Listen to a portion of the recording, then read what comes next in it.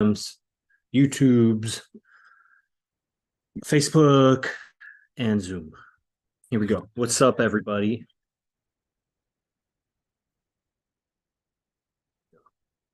Okay. You're being live streamed now. What's up? I'm Yogi Chris. We'll start in a second. I don't have music to play because this plays my speaker, honestly. Okay. What's up, TikTok? This is Socially Comfortable, Becoming Socially Comfortable. I'll click record here in a second. No, don't connect there. 920 yoga. Good. Good. We can add a channel. Where do I want to add?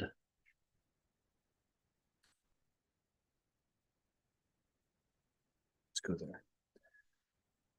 What's up? What's up, TikToks? Okay, we'll start, I think, in just a second. Let me quality check everything here.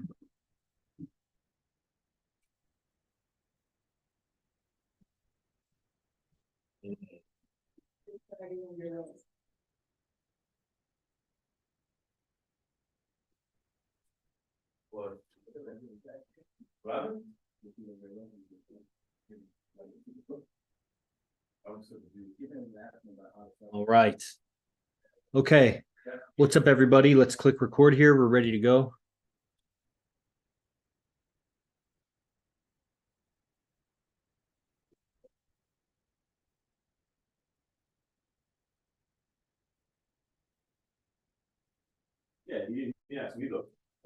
Welcome, everyone. Special episode of Enlightened Masculinity podcast. I'm Yogi Chris, PhD, founder of Ninth Limb Yoga, captain of IMC Nation, a worldwide movement that's based here in San Jose, California. We have bases all over the place. We've been growing bases. We're up to 7 bases now. Base 8, base 9 on tap, right around the corner. And we're streaming to multiple platforms here. So if you hear me like refer to certain accounts or account by name or TikToks, Instagrams, whatever, then that's what's happening. Because it's recording, it goes up later on Apple, Spotify, all that. So if you're catching the recording, then leave a review. Everybody else, you can catch over 300 episodes there, me interviewing IMC Nation top brass, me interviewing other individuals outside of IMC Nation, you know, sexual experts, breathing experts. I interviewed the founder of Laughter Yoga. If you ever saw Laughter Yoga, it has like hundreds of thousands of followers. And it's a really interesting thing, not to pitch Laughter Yoga, but it's like if you force yourself to laugh, you know, you could fake laugh, but force yourself to do it for 5 or 10 minutes, you will induce so much bliss because of the way the diaphragm fucks with your central nerves that the act of laughing will completely change your state of mind. And he started the whole movement. So that's way back when, years ago, that I interviewed him, but now we're up to speed here. This episode is socially comfortable or just becoming comfortable.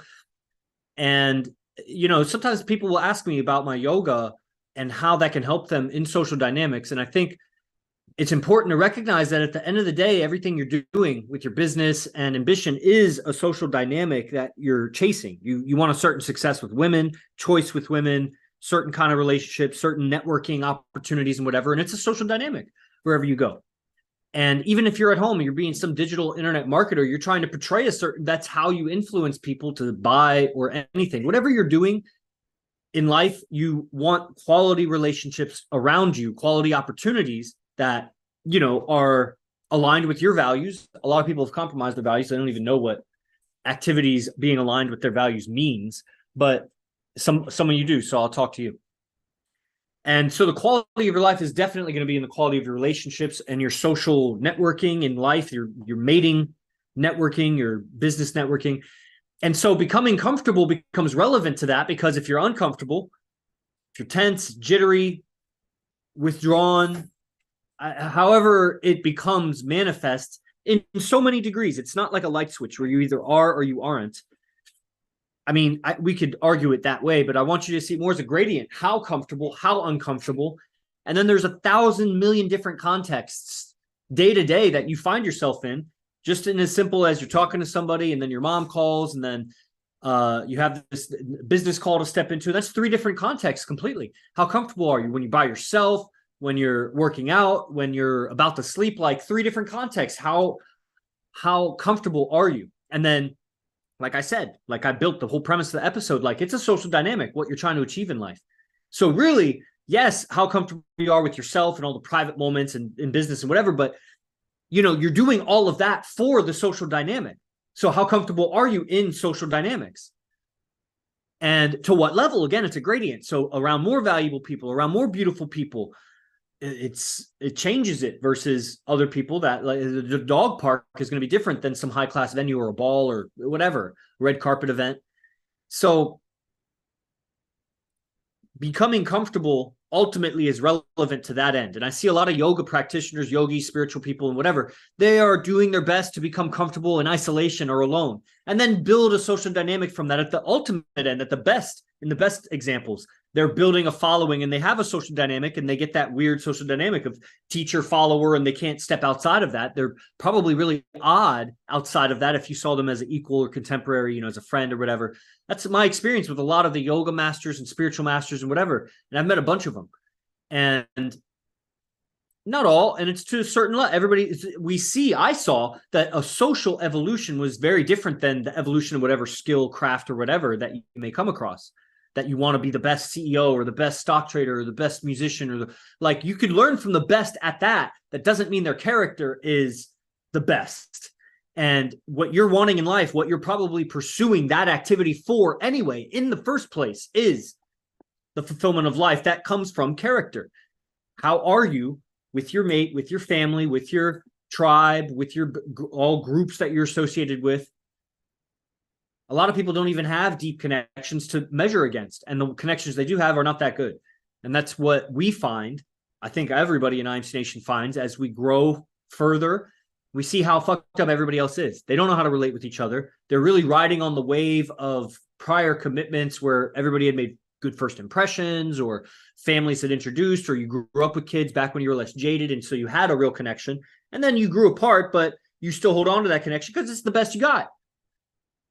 That's why I was able to move on from the places I was raised. I moved as a kid with my dad and mom and family.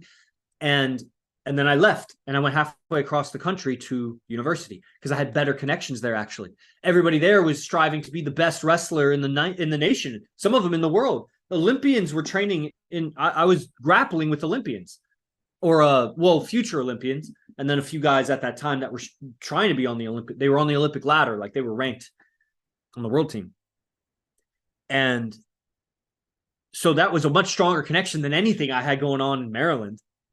The best connections I had in Maryland were with people that wanted to be the best, but we scattered and went to different schools and whatever. And, so I went where I had better connections. Then I found a different, then after wrestling, I got real into drugs or whatever. Of course, those are my connections. Then I got real into this certain subject that I went to the University of Florida for my PhD for. All of a sudden, I had deeper connections with all of those people because, man, we could talk endlessly outside of just passionately about these things that we liked about energy and environment and ecology and whatever.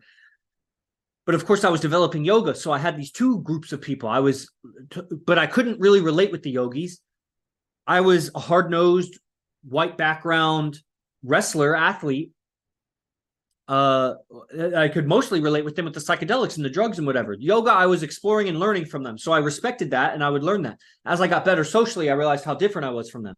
And ended up having a whole falling out a year or two after I was following AZD with my yoga teacher and the whole group of people. But I transcended. I left the university wrestlers for the druggies. I left all the druggies for the academics. I left the academics for the yogis. It was before IMC Nation had any integration at all. Funny enough, I knew AZD, I knew Brian Casella, I knew David Coker, who dropped out later, and that's it. And nobody knew anybody. I remember meeting Cameron McGriff and Miracle Phillips and Johnny Freedom Ranger and Akash and guys outside of coming to Los Angeles or San Jose. I was the first to do that. And so I was involved in the yoga community, but I left that for the IMC community because it kept getting better. The relationships kept getting better. And of course, the alignment with my life and purpose and survival and quality of living kept getting more and more integrated, more and more better, more better. So that was a wonderful thing. That was worth exchanging everything for because everything I was doing and saving for and building for was that. You got to recognize that for yourself. That what else are you doing besides doing everything to pursue better relationships, better opportunities, which come with relationships, unless you're going to be blackmailed into some, cabal, and they give you, money or give you opportunity because you compromised yourself and they can leverage you forever. Unless if you're doing a merit-based thing, then you got to be good. And as you get better, it's unavoidable that to be good, you also got to be good socially, or it's going to be very limited and you may crash if you ever fuck up. So I'm successful within IMC, right? I'm the best, supposedly, people say, at different things. Definitely in the business side of things, closeness to AZD. I live with him. I've been granted a position to live with him forever by him and ranked up. Well, okay, so not bragging, saying that's okay, I'm the best at this. Guess what? I was the best at things before. I was the best in my academics. I was the best yogi at what I did.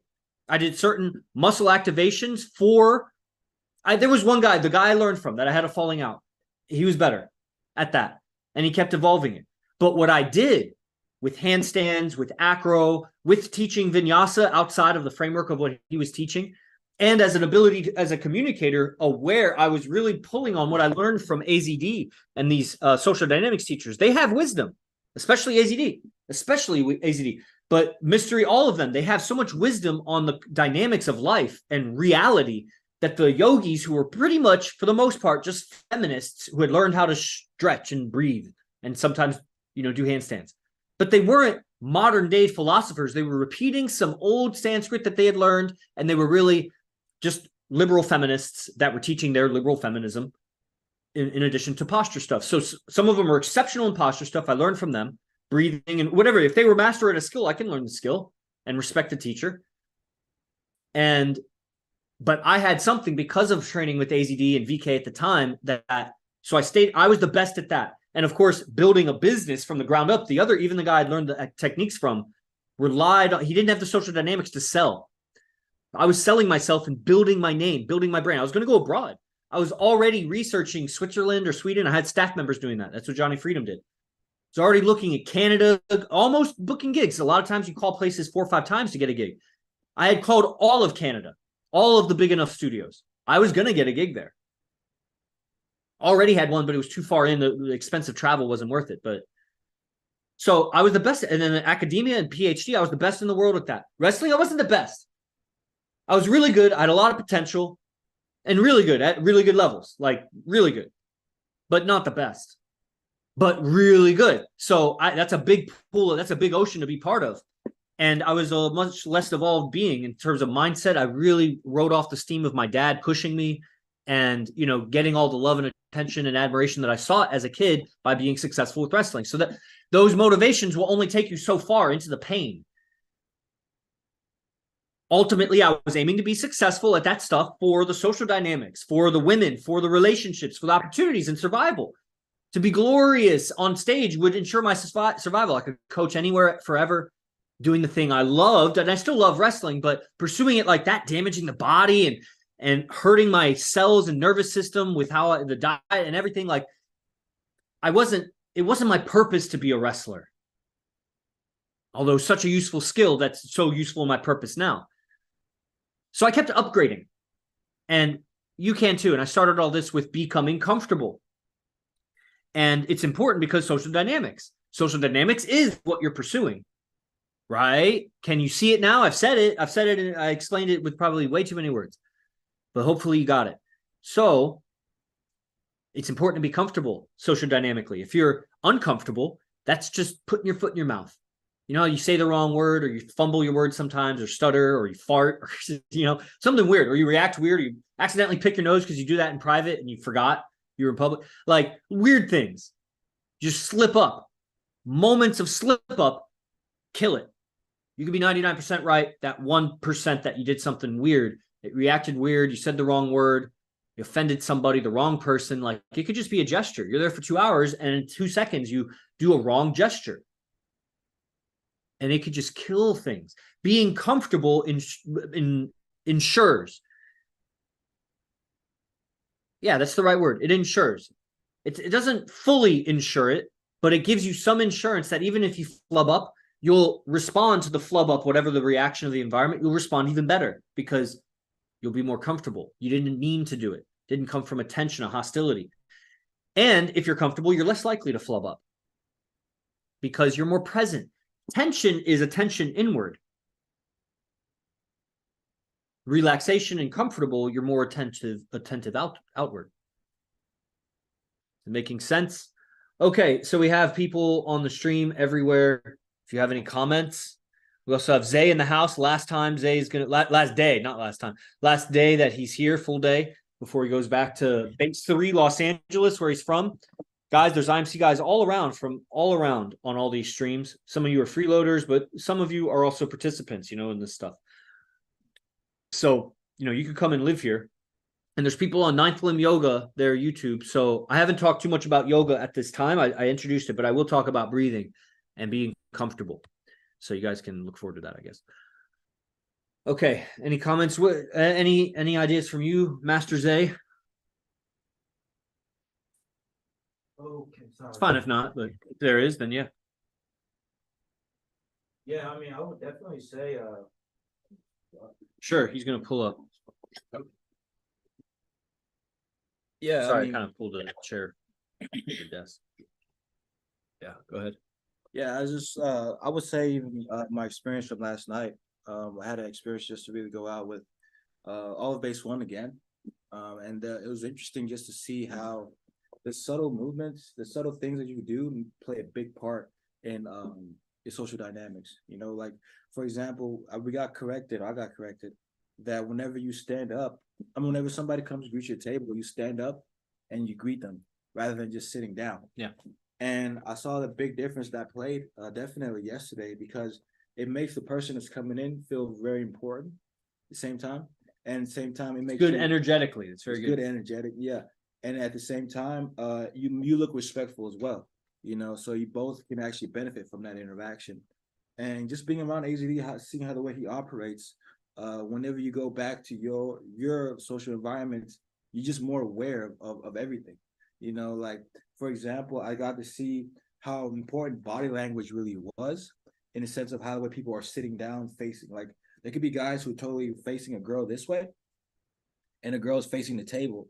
Now the guy's not aware that he looks low value, but the thing is that he is low value. He's just not aware of that in the moment, and he's just chilling there, probably just watching. But from the outside, which I believe everybody's trying to look cool. They're not. He wouldn't be doing that if he knew that was low value, but he's just not aware of that. So just last night, I just got a chance to really see, just to really broaden my awareness, because we're just not taught that as growing up. We're not taught how to be aware of our environments. At the same time, you have the top guy on the planet, the top player on the planet, who's been doing this for years and gaming venues and environments and bringing value to the environments. You start to see that, man, you can really learn a lot just by sitting there and then learning how the way he interacts with the environment. And I think that's truly powerful, because it just aids in your own survival. So just that, and of course, it's been here for another week. Just an opportunity just to really sharpen the process, seeing how the other brothers are, of course, base 1. They're on top of the AZD process. It's not like you live at like in this, like if you was living by yourself with some roommates, you hear how AZD runs his day to day. That that you're the only one doing it. Over here, everybody's doing it. And it may take a little bit. Maybe you could tell your friends, hey, have you heard of waking up early, having a wake up time, taking a cold shower? Have you heard of changing your diet? Might just, you can convince them for an hour. They're like, oh, that's a great idea, bro. I can see how that works. But they're not going to change really quickly, And so when I got a chance to be out here, I see how every brother's just on their diet, just on the process. And it really helped me out a lot to be a lot sharper. Oh, yeah. That's great. Thank you very much. Yeah. Man, that brings up so many ideas. I'm going to keep talking because this is, let's see if I had any more questions for you. No.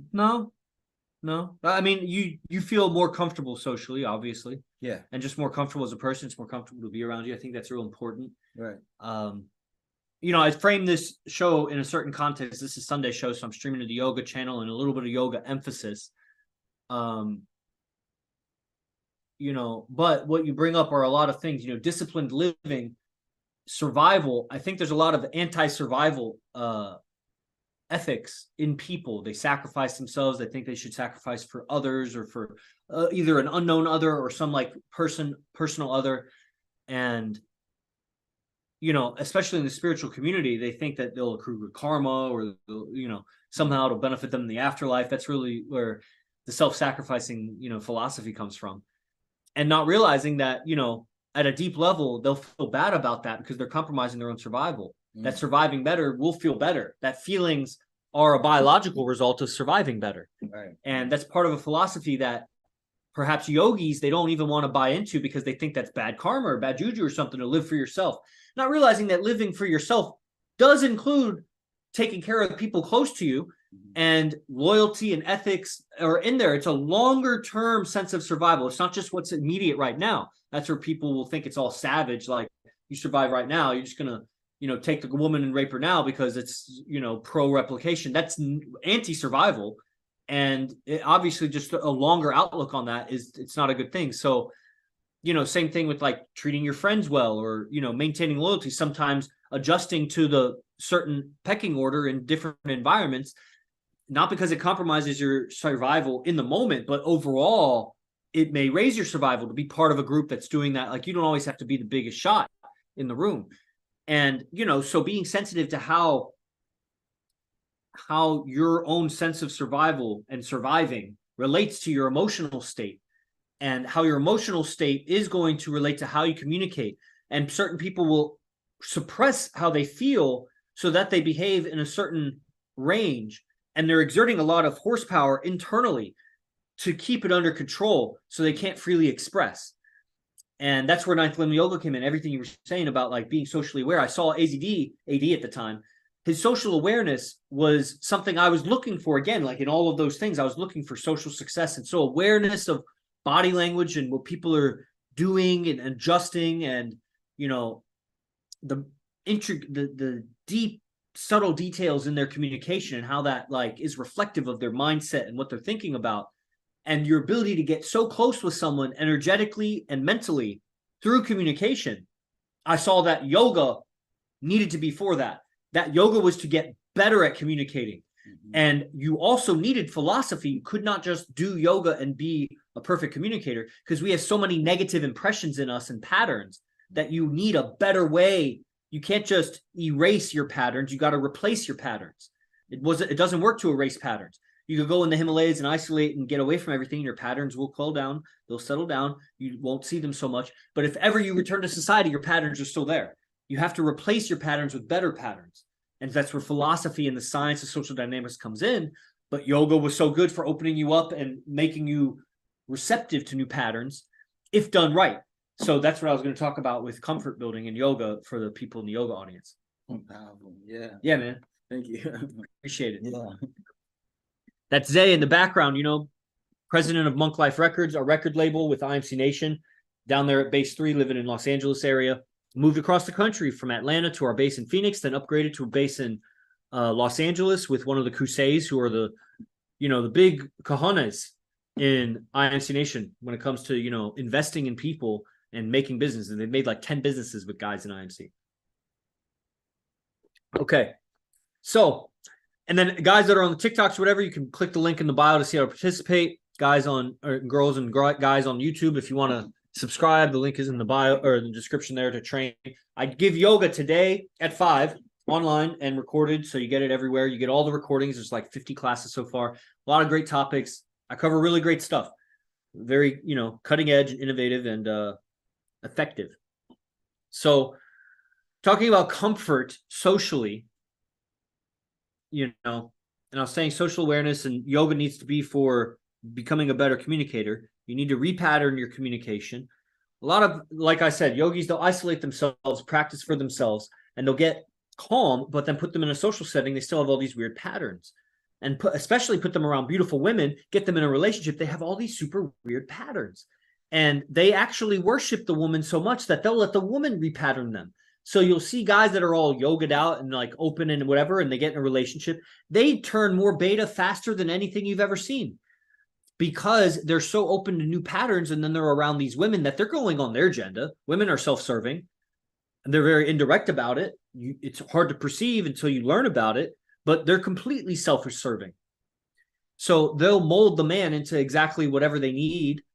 Of course, they don't have farsight, so they're not looking out for their future. They're going to waste all of their youth on a guy that they're ultimately going to leave when they're completely fed up with him.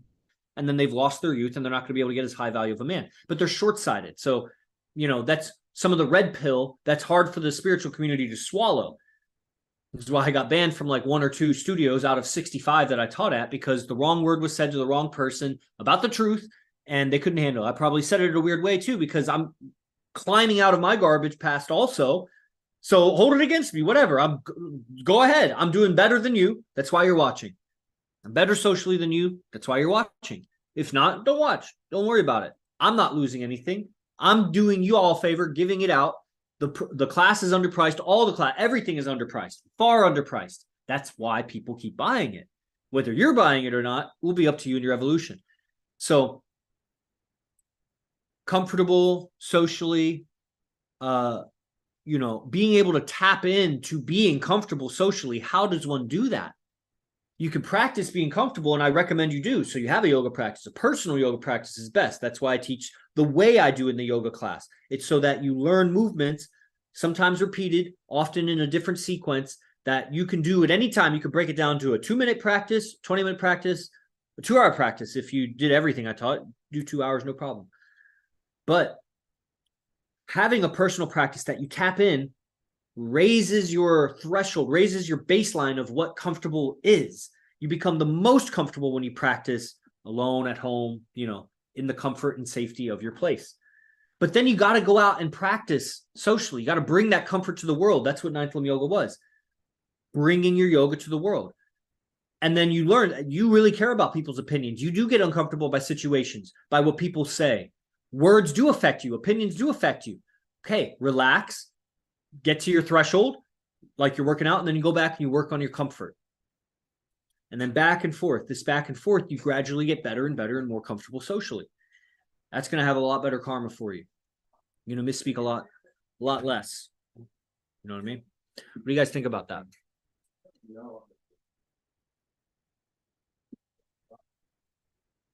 Making sense? Good. Okay. So even that, social dynamically, dimming my voice as the girl walks past with her boyfriend, my housemate. I don't need words going into that and being mistaken the other way or drawing unnecessary attention, but also not pausing awkwardly. So, got to handle it all ways. Next time I'll probably pause before, be like, I'm going to pause for a second while my housemate walks his girl by. Then everybody knows, and then there's nothing back and forth. Also not making it awkward, because as they walk by, if there's absolutely no noise in here, but it's obvious there's guys in here, that becomes a thing that pulls your attention. You'll know the first time you walk your girl by, and it's like, there's guys in there. She knows there's guys in there. Everybody's quiet, so everything is heard like a pin drop. That's also not good, because then when the girl's voice is said, then we're hearing it. So there's got to be an ocean of sound happening so we can all focus on our sounds. You know what I'm saying? It's the same thing when we're out in field. So your friend is talking to a pretty girl. You don't need to be all up in the conversation, but you don't need to be a wallflower next to it, not doing anything. Somehow you got to be in communication with the environment. That helps make her comfortable. You'll feel it's better energy. Just like Zay was saying, he was saying something and I was like, it's better energy. Knowing how to communicate helps transfer the energies, cycles them, and then can even expand them if done right. And learning how to do that in so many variety of contexts is what's going to make you a social master that you can leverage any situation to get ahead. And that's what you want. That's what a responsible, ethical, wise individual would want to do. Take responsibility for the situations you find yourself in. People will fall in line behind you. You keep moving forward, and it's better for everybody.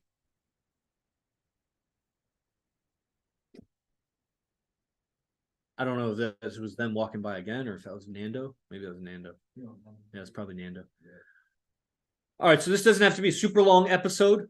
How you tap in socially, sometimes you find yourself uncomfortable, or you could make yourself more comfortable. Like if you asked yourself now, I'll bet you could be even more comfortable. Me yelling at the camera probably isn't helping you become comfortable, so I changed the sound of my voice. How you're talking can make yourself more comfortable. A long time ago, I used to blow minds or whatever, should you match the energy of the person you speak to? Similar, you should definitely be similar. I don't know if matching, could be quite kind of robotic if you just match people, but yeah, I mean, you get the idea, you kind of should. It depends on what effect you want, but if you want rapport, yeah, you should be around. You should be able to play with their energy like you were in a band. I don't know if you got to match it, but you should be able to play with each other. It sounds weird when I say that, but you know what I mean. So I was about to say something, but comfort, how you tap in. Sometimes you're uncomfortable, or you could be even more comfortable, whatever you're doing. Just check. Could you sit more comfortably? That doesn't mean slouching, because slouch long enough, it becomes uncomfortable. Is there a way you can sit comfortably, breathe comfortably, look comfortably, hold your face comfortably, be comfortable without being lethargic or lazy or dim in any way? Yes, sir.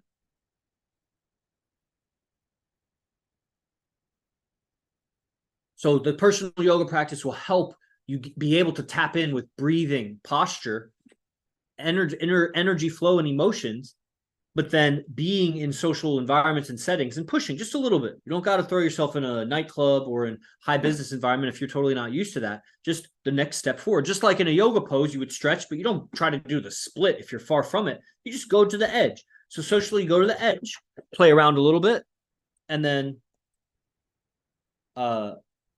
recoup, rejuvenate, and then do it again day after day.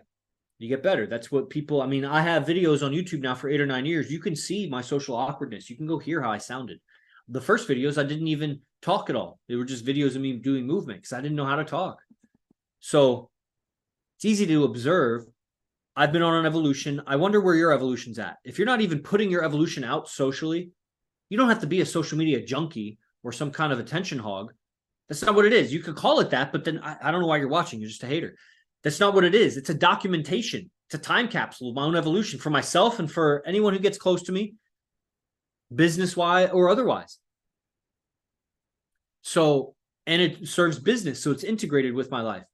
So I've definitely evolved in that manner, and that's what it is. It's personal practice, stepping out socially, personal practice socially, personal, social, personal, social, personal, social.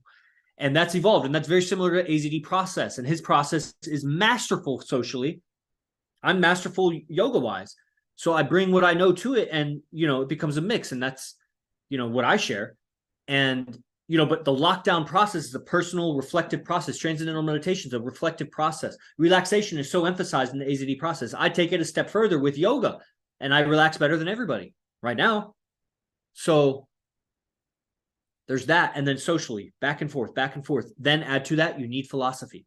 You're not just going to figure it out on your own because you have so many latent negative patterns. You need new patterning, and it's too slow to trial and error. Just redo your patterns. You don't have to reinvent the wheel. There's teachers, just like in everything, just like in yoga. There's teachers. They shorten your evolution. They accelerate you. They avoid unnecessary suffering, unnecessary karma. It's unnecessary. You would only not train with the teacher to cut your own survival, because somehow you think it's improving your survival, but it's actually cutting your survival. Somehow you reason $97 a month, or my yoga course is $66 a month online. $66 or $97 a month to yourself is more survival than all the wisdom or all the relaxation in the world.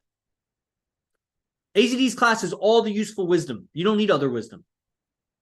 Other things, other trivias, other facts will be useful, but you need for fulfillment how to relate with women.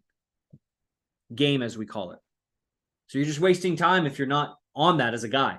And then girls and guys, if you're not on my yoga, you're way more tense than you know what to do with, honestly. And maybe this lifetime, maybe next lifetime, you'll realize that your tension is inhibiting your evolution. It's in the way. And how do you relax? I don't know what you're doing about it, but the link is right there. Sign up. Yoga, $66 a month. You get tons of recordings. It's 8 or 9 classes a month, about 30 to 60 minutes. You can ask questions. You get the Telegram group. It's all that. It's great. Okay. Are there any questions out there? Any other questions or comments? I'm just gonna, nah. You got to get better. You got to get better. Or don't, but you're wasting your own life. I don't know if you're on drugs or whatever, wasting life. What's your name? I'm Yogi Chris, captain of IMC Nation.